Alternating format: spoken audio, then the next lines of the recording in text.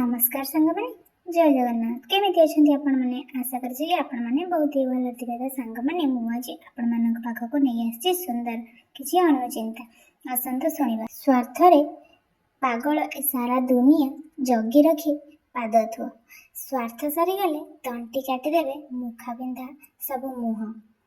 तो द्वितीय अनुचिंताटी हेउछि सत्य एक एभली धन जहाकू प्रथमे खर्च कर आ जीवन सारा आनंद नियो।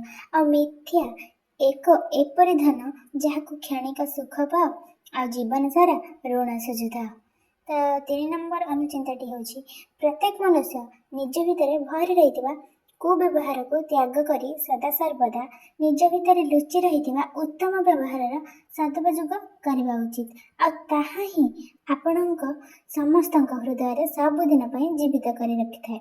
तो 4 नंबर अनुचिंताटी हेउछि प्रकृतिर झड़ बात्या साधारण लोकमानकर धन जीवन नष्ट करने को आसी न थाए, किंतु किछि झड़ किछि बात्या रास्ता सफा करबा पई मध्ये आसी थाए। साहसर सहित एहाकू सामना करंतु।